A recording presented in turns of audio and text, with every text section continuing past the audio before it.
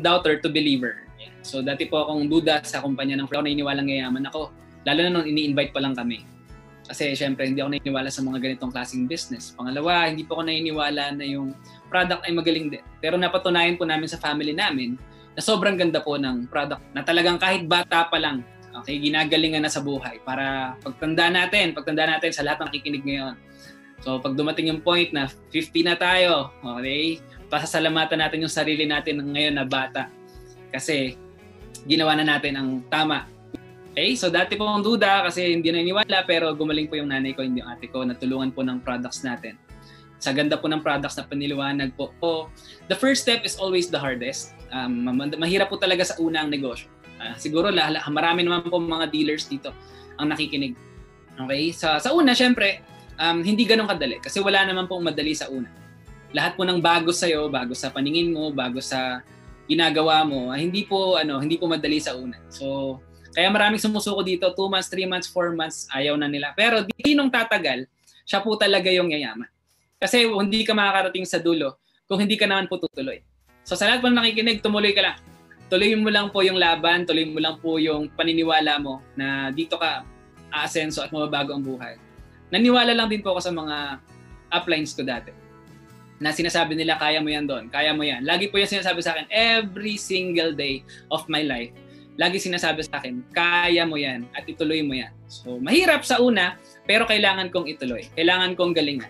Kasi may pangarap ako. Hindi ko naman po ito gagawin for them. Hindi ako tutuloy for them. Tutuloy ako para sa pangarap ko na pinanghahawakan ko, na gusto ko makuha. Okay? So, ito po ako dati, nung nag-aaral pa ako sa UP. Batang-bata pero punong-puno ng pag-asa. So, dati po akong walang pamasahe din. Katulad siguro ng iba dito. Nahirapan din po ako sa panggalaw ko. Pang network kasi syempre yung pag-network ay may kaakibat na gastos din po yan. Lalo na nung offline, pupunta po sa mga lugar, kakausap ng tao, papakainin mo siya. So may mga ganun po mga gastos noon. So mas matipid na nga po ngayon dito sa ginagawa natin sa online. Pero dati po talaga grabe at pagod talaga ang katawan. Pero na-survive po yon at talagang nagbunga naman po ng maganda. So naniniwala ako na tama yung pinili ko na destinasyon. Kasi dalawa yung pinagpilian ko employment or syempre sa employment nga naman, sigurado naman talaga akong kikita ako ng pera. At pag nagtrabaho ko, okay, 15:30, may sasahurin naman talaga ako. At madali ako matanggap sa work kasi maganda naman po yung eskwelahan na tinapos ko. Kaya lang, mas pinili ko po yung less traveled by many people. Yung ibig sabihin, yung daan na hindi masyadong pinipili ng karamihan, lalo mga kabataan na katulad ko. Hindi po nila pinipili yung network marketing. Siyempre sa una, tingin nila dyan kakaiba. Baka nga iba, tingin pa dyan baduy. Okay, para sa akin, okay lang tawagin ako na kakaiba. Kasi kakaiba din naman ng results na nakukuha natin dito. Okay? Nakatulong na rin siguro yung hirap ng buhay namin dati. Kaya lalo kong tinuloy ito. Kasi kung spoiled naman ako, nakukuha ko lahat ng gusto ko ng bata ako, baka po hindi ako okay? Kasi syempre, i-reject ka dito, di ba? Kakausap ka ng tao, tapos yung mas mahirap pa nga sa buhay mo, i-reject ka, tatawanan ka pa. Alam niyo yun, may mga ganun na pwede mangyari sa buhay mo dito. Pero, isa ako sa mga taong tumuloy, isa ako sa mga taong hindi sumuko, at sa mga taong patuloy talagang naniniwala na maaabot natin lahat ang mga pangarap natin sa First Vita Plus. At hindi naman talaga tayo nagkakamali. Kasi unti-unti, isa-isa, no? Sa lahat po ng kasabay ko dito, talagang nakukuha na po nila yung mga pangarap nila. Same lang naman Kahit hindi mo naman gawin to Di ba magtatrabaho ka pa rin? Di ba magnenegosyo ka pa din? Di ba gagawa ka pa rin ng paraan para kumita ka ng pera? Kasi kakain ng family mo Kasi kailangan mong matustusan yung panggastos sa bahay Kaya mo itutuloy Pero dito ko pa ipagpapalit to, alam kong yayaman na ako dito. Napakalinaw po kasi sa akin kung anong pupuntahan ko. Kapag ako ay nag-stats, siguro yung the secret na meron ang mga tumutuloy dito. Malinaw sa kanila kung ano yung ginagawa nila at saan sila pupunta pag ginawa nila ng tuloy. Kaya po, congratulations po sa lahat po ng mga dealers na talagang lumalaban at humahataw. Diyan ka pa din at lumalaban at humahataw. So, congratulations po. Raise hand ulit. Sige lang po sa lahat po ng mga patuloy na lumalaban at humahataw ng matindi at mga yumayaman dito sa GoGo. Sige po, sa lahat po ng mga dealers na nandito ngayon, ay ang dami ko pong nakikita na talagang nagpa-participate po sa ating webinar. Go guys!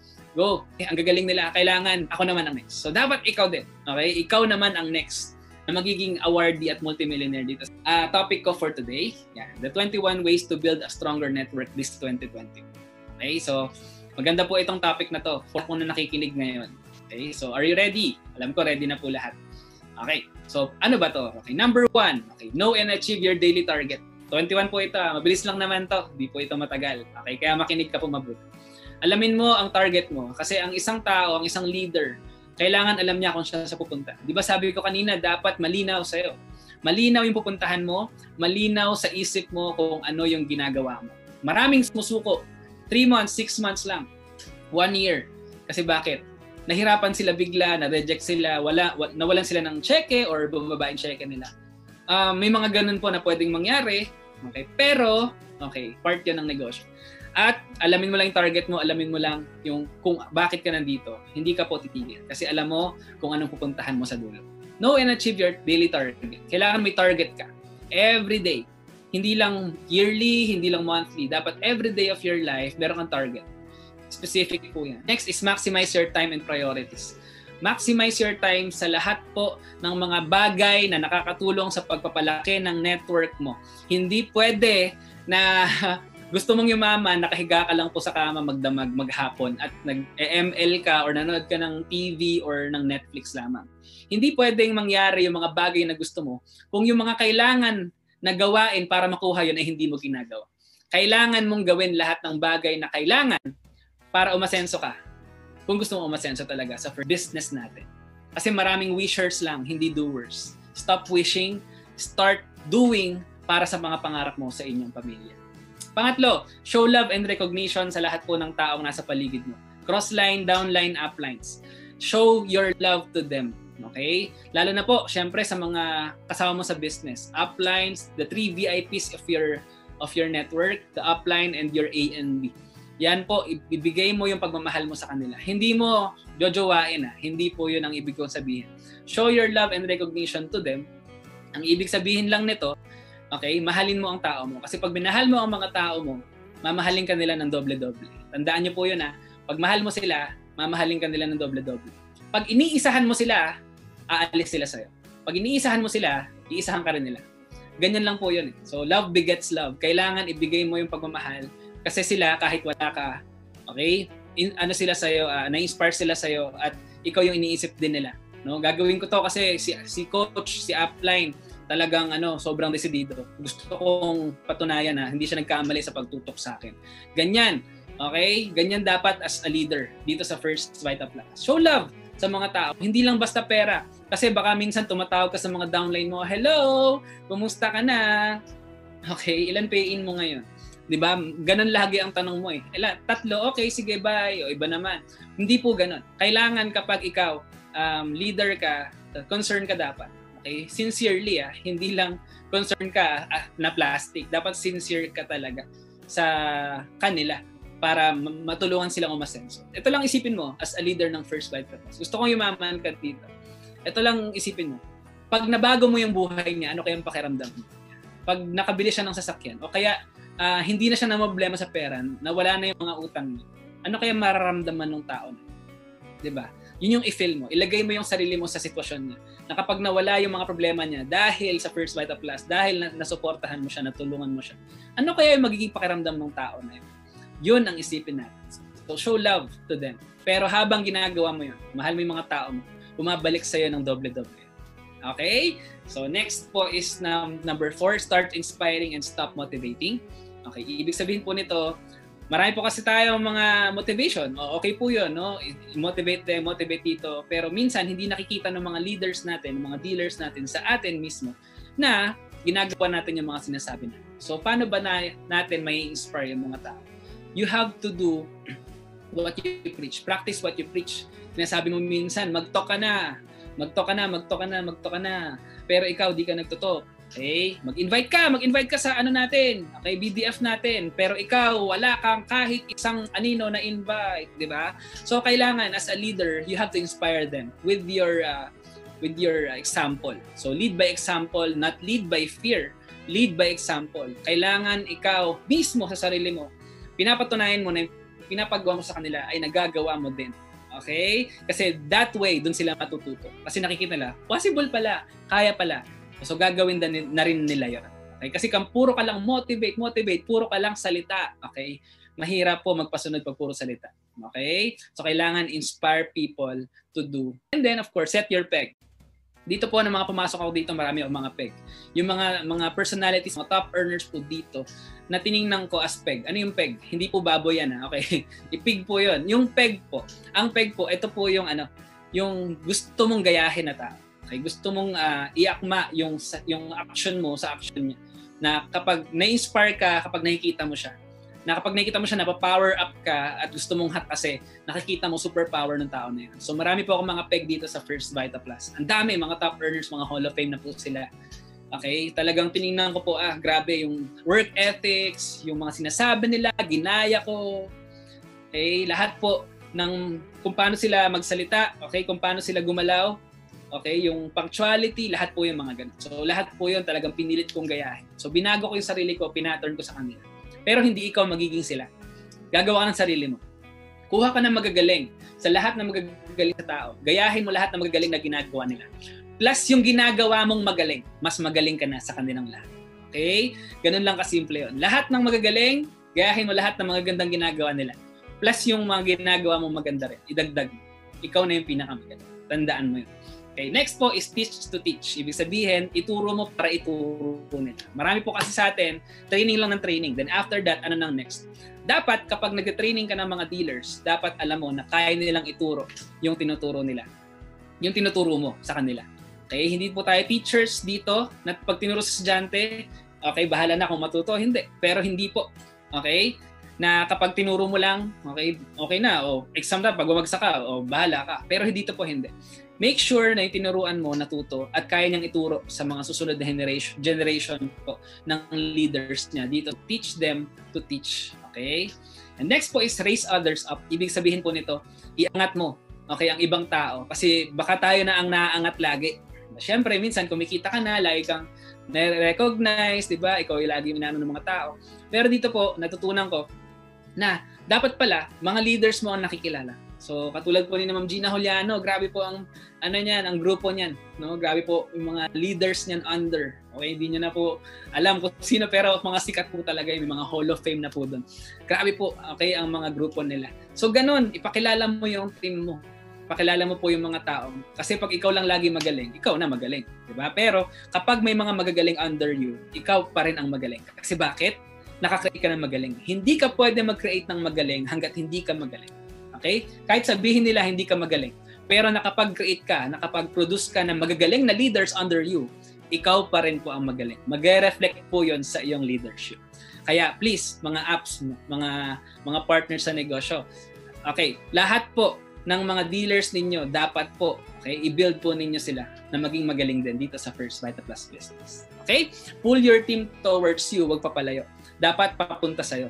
Dapat intact po kayo. Lalo po ngayon, di ba magkakalayo tayo, dapat intact pa rin kayo through mga webinars, nagmi-meeting po kayo, meron po kayong mga activities lagi, no, sa internet. Okay, dito sa Zoom, okay, kung saan man yan, Messenger man yan, dapat intact yung team mo. Kasi pag yan, hindi mo na nababalitaan, may iba na pong naiisip yan. Once mabakante ang isip niya, mag-iisip ng ibang bagay yan. Baka after 1 week, 2 weeks, di mo nakausap. Pag kinausap mo, may iba nang ginagawa. Kapatid, okay, dapat lahat po ng mga dealers natin intact. Dapat lahat po kayo alam yung ginagawa ng bawat isa para on fire. Parang ano lang yan parang sa siga, di ba yung mga kahoy na magkakadugtong. Di ba pag magkakadugtong yan, tas may nagalagablab yung apoy, lagablab talaga kasi magkakadugtong po yung mga kahoy, okay, mga panggatong. Pero alisin mo yung isa, ilayo mo, mamaya usok na lang siya. Pero yung magkakasama, umaapoy pa din. So ganun lang. Pero pag binalik mo yung kahoy na yun, dun sa naglalagablab, maglalagablab ulit siya. Simple. Lahat po ng mga dealers ninyo na tutulog-tulog, okay, yung mga papatay-patay, mga hindi na mabalitaan kung nasaan, tawagan niyo po, pabalikin niyo po, okay, para maging on fire po ulit sila. That's your leadership. Okay, pull your team towards you. Next is invest in yourself to bring value to your team. So, ibig sabihin, sa knowledge, mag-invest ka sa sarili mo, pananamit mo, sa mga sinasabi mo. Baka mamaya kasi, yung sarili mo hindi nag-i-improve, tapos gusto mo lahat ng mga dealers mo mag-improve. dapat ikaw maunang mag-improve. Kasi para makita nila yung gagayahin nila. Okay? Improve yourself sa lahat po ng aspeto para maging leader po kayo ng team ninyo. Okay? Para ikaw yung susundan nila. Teammates need to qualify for your time. Ibig sabihin, okay, ibigay mo yung oras mo sa mga taong nagbibigay din ng oras. Huwag sa mga tao na hindi nagbibigay ng oras sa'yo. Okay? So, marami kasing mga pasaway din ng mga dealers ha. Okay, hindi po natin maaalis sa network natin. Merong magaling, merong maayos, merong pasaway. Okay, so mga pasaway po, okay lang yan, no? Talagang ganyan. Pero, okay, i-qualify mo yung time mo. Ibig sabihin, yung time mo dapat po, binibigay mo din sa mga deserving sa oras mo. Hindi yung taong pabebe. Okay, marami kasing pabebe na gustong-gustong magpasuporta sa'yo, pero pag sinusuportahan mo naman, pasaway naman. Meron namang mga hindi mo sinusuportahan, pero hataw naman. So mamili ka na lang kung sinong susuportahan mo. Yung pabebe ba o yung hataw? Siyempre, ikaw nang mamili.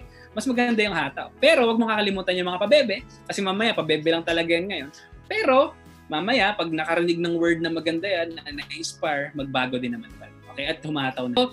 Pero dapat alam mo kung kanino ibibigay yung priority dito. Okay? The pace of your team is dependent on you. So kung gaano kakabilis, ganun kabilis, hahataw ang dealers mo. Huwag mong asahan na kapag nagpasali ka, gagalaw na yan mag-isa. Wala pong ganun na nangyari dito. Lahat po ng mga pinasali namin, no, ng mga top earners po dito, lahat po yan ay tinuruan din. So binilisan yung trabaho. Okay, ibig sabihin, the pace of your team. Depende po yan sa bilis mo na hataw. Okay, gaano kakabilis humataw. Okay? Ganon din kabilis sa hataw yung team mo. Kung mabagal ka, patulog-tulog ka, yung team mo, asahan mo, tutulog-tulog din kasi wala kang activities na nilalatag sa grupo mo. Pero once naglalatag ka ng activities dyan, busy-busy kayo lahat, nagkaka-production lahat, dun ganon din kabilis yung magiging production ng team mo. So nakadepende yan sa'yo as leader. Focus on their dreams. Maraming pangarap ang dealers mo. Okay. Yung pangarap mo, makukuha mo yan pag nakuha ng mga dealers mo ang pangarap nila. Ganon na lang ang mindset natin. Kapag nakuha ng mga dealers mo ang pangarap nila, nakabili sila ng kotse, sigurado may kotse ka din. Ganito lang yan kasimple. Ang formula lang dito sa First Vita Plus, di ba may A and B ka? Kung gusto mo ng kotse, okay, paglabasin mo ng kotse yung A and B mo, tulungan mo makapaglabas ng sasakyan, makabili ng sasakyan nila. Okay? Pag nakapaglabas ng kotse yun, nakabili ng kotse yun, automatic ikaw po may kotse ka din. Kung gusto mo magkabahay, tulungan mo yung A and B mo magkaroon ng bahay. Automatic may bahay ka din. Ganyan lang kasimple ang formula dito. Kasi wala kang choice eh. Pag yumaman yung A and B mo, wala kang choice, mayaman ka na rin. Okay? Next po is learn to keep what was built. Ibig sabihin, alamin mo, okay, yung bakit mo binuo yung team at dapat marunong kang i-keep yung team na yun. Okay? Isa sa mga sakit ko rin po ito dati. Na, kasi bago po ako sa negosyo, hindi ko pa alam paano maging leader. Yung keeping, hindi ko pa po alam yun. So, pag naglalakad ka, 'di ba, papunta sa pangarap mo, maraming sumusunod sa'yo sa una, pero pag lumilingin ko, nababawasan. Pag lumilingin ko sa likod. So, bakit kaya? Bakit kaya may mga umaalis? Bakit kaya merong mga taong hindi nag-i-stay? Okay, isa lang. So, keeping po yun. Kailangan ng keeping. Kailangan makausap mo. Baka kasi nagkaroon ng problem yun na hindi niya nasasabi sa team or sa'yo as upline kasi puro ka lang negosyo. Dapat po, meron ka ring kahit papano, okay? Yung personal life niya kahit papano, hindi lahat, nalalaman mo rin. Kasi pwedeng maka-affect yun sa negosyo. Dapat po makikip mo yung tao, okay? Kasi pag narinig niya sa'yo na, itong tao na to nasabihan ko, okay? Itong tao na to, grabe ang concern sa akin. Mag-stay yan sa'yo, hindi yan mawala. So, hindi po lahat mag-stay, okay? Wala pong perfect na network na nag-stay lahat. Meron po talaga mawala. Okay? Pero dapat, i-keep mo yung mga tao na magstay na mas marami, na magstay kaysa mawala. Kasi normal po sa negosyo kung ikaw yung leader ngayon na nagkaroon po ng dealer tapos nawala yung dealer niya, huwag kang manghinayang. Okay? Huwag ka po masyadong magdamdam. Okay lang mawala yung iba. Okay? Kung ginawa mo naman ang lahat para makip sila. Okay? Mawala na lahat yung downline mo. Basta ginagawa mo naman ng seryoso at totoo tong negosyo. Wala man ang upline mo. Basta ang mahalaga, ikaw mag-stay ka sa First Vita Plus. Okay? Ganyan lang kasimple ang dapat mindset ng lahat. Kaya kasi pag ganyan, wala na pong aalis kapag gano'n. Alright? Okay. So, engage new team members. Okay? So, lahat po ng mga bagong leaders nyo, sana po makausap ninyo. Sana po, kahit po malayo ka na sa linya, as leader, dapat makausap mo pa rin yung mga bagong dealers mo as much as you can. hanggat kaya mo pong kausapin ang bawat isa sa under mo, ng umbrella mo, sana po makausap mo sila. Okay? Engage new members.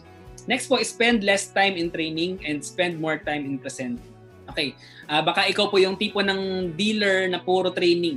Okay? Huwag pong puro training. Kung alam mo na yung bagay, gawin mo na. Kung alam mo na kung paano mag-talk, gawin mo na. Kung alam mo na kung paano mag-training ng team, gawin mo na. Huwag ikaw yung puro nagte-training at nakikinig. Dapat, kapag nakinig ka at nalaman mo, ituro mo na sa mga dealers mo. Okay, spend more time in presenting this business to many people kasi marami pong mga tao ang nag-aabang po ng pag-asa, nakikita sila sa first 5 months. Okay, follow a simple duplication system. Okay, yung sistema na gagawin mo dito dapat duplicable. Magagawa din ng mga dealers under you. Kasi once nakita nila madali lang to, ay talaga grabe, may excite sila kasi ang dali lang palang yumaman. Yun ang iisipin nila. Kasi pag ang dami pang ginagawa kung ano-ano na ang hirap-hirap intindihin, nako sila, tatama rin po ang mga dealers mo. Kasi ang hirap po ng negosyo, isipin nila. Pero pag nakita nila madali, nako, may excite po lahat. Okay? Follow a simple duplication system. Okay? Unite your leaders in one mission. Isang mission lang na mabago ang buhay ng lahat. Okay? Wala na mga intriga. Wala na mga kung ano-anong pasaring at parinig pa. Negosyo, negosyo. Okay? Sabi ko, kanina, may personal life konti para malaman mo yung mga pinagdadaanan ng team mo. Pero, dapat po, negosyo, negosyo. Okay, wala na pong mga kung ano-anong mga side comments na hindi po kailangan sa business natin. Okay? Kung dadalhin kasi dito yung mga ganong mga kung ano-ano na mga issue, hindi na po yun pwede. Dito po pinag-uusapan natin, mabago ang buhay ng bawat isa. So that's our mission, mabago ang buhay ng bawat isa. So lahat ng gagawin natin ay papunta po dun sa pagbabago ng buhay na yun. Okay? Unite your leaders as a leader. Okay? Protect your time, protektahan mo yung oras mo kasi po gold yan. Okay? Money yan, pera yan. Kada segundo na umaandar ay pera. So tandaan mo, spend mo yung oras mo sa mga tao na deserving sa oras mo. Next, stop striving for your own recognition. Wag mong gustuhin na ikaw lang lagi ang nakikilala. Or, stop striving, ibig sabihin, wag kang magtrabaho para lang makilala. Okay? Isa yun eh. Kasi baka po may mga dealers dito na humahato lang para ma-recognize. Hindi po, ewan ko, siguro iba, nandito sila para doon. Pero siguro po mas maganda kung nandito tayo para mabago ang buhay natin lahat. Cliché siya, laging sinasabi, mabago ang buhay, ganito, ganyan. Pero yun naman po talaga ang pinunta natin dito. Hindi lang para sumikat or ma-recognize. Okay? Hindi pwedeng sikat ka, wala ka naman pera. Okay? Hindi pwedeng, hindi naman pwedeng talagang grabe-grabe, no? Talagang super ka, pero wala ka namang pera. Hindi po pwede yan dito. So, siyempre, mag-reflect yun sa katauhan mo. Siyempre, alam ng mga leaders yan. Dapat po, okay, kapag, to follow naman yan eh, lahat po ng hataw mo dito, kapag ikaw po ay humataw na, okay, at lumaki na cheque mo, yung recognition, ano po yan, automatic po yan sa'yo. Okay, so stop striving for your own recognition. Mas maganda po ma-recognize po lahat ng mga leaders mo under you. Yun po yung i-target mo. Kahit nga hindi ka kilala eh. Yung mga dealers mo, pag nakilala po yan, tatanungin nila kung sinong upline eh, at ituturo nila sino. Ikaw. So makikilala ka na rin. Okay? So keep the torch always lighted. Ano ibig sabihin nito? Dapat lagi ka motivated. Hindi pwedeng ikaw yung una pang nalolobat. Hindi pwedeng ikaw yung unang nawawala kapag meeting. Hindi pwedeng ikaw yung kauna-unahang negative sa team nyo. Wow, pakiusap naman po. Hindi po pwedeng yung leader, yung upline pa ang nagsasabi sa downline, ang hirap na. Pwedeng ganon. Hindi pwede na yung upline pa nagsasabi na tumigil na tayo. Wag mong gagawin yon. Kasi ibig sabihin nun, wala kang wala kang nakikita sa Vita Plus, wala kang nakikitang maganda. Dapat as a leader, keep the torch lighted. Ikaw yung pinaka-motivated, ikaw yung pinaka-power, ikaw yung pinaka-magaling sa lahat ng team mo at dapat sila ang iniisip mo. Na motivated dapat sila lagi. As a leader, kailangan lahat ng team mo always motivated po yan. Lagi po yung power. I-make sure mo na lahat po sila ginagawa yung business ng tama at papunta sa tamang direction. Okay? As a leader. So motivate them, inspire them with your example. Okay? And lastly, take a break and enjoy time with your team. Isa lang ibig sabihin nito. Okay? Hindi po puro trabaho. Okay? Kailangan din po natin minsan magpahinga. Okay? Kasi syempre ang team, syempre mga tao tayo, mga tao lahat yan. Kailangan may mga fun moments din ang bawat isa. So may mga dyan yung mga bonding. Iba nga po, kami po sa Zoom lang kami nagbabonding. So iba, nakikita namin, talaga nakikita-kita sila. Well, okay po yun. Okay? Ingat-ingat lang din. Okay? So dapat po tayo, isipin natin na babalansehin natin lahat. Okay, fun and business. So, okay? Siyempre, family na yung nabuo mo eh. So, sa pamilya dapat masaya kayo na nagne-negosyo. Okay po? So, those are the 21 ways to build the network. Okay? So, natuto po ba? Please raise your hand if natuto po kayo dito sa mga pinagsasabi ko dito sa harapan po ninyo.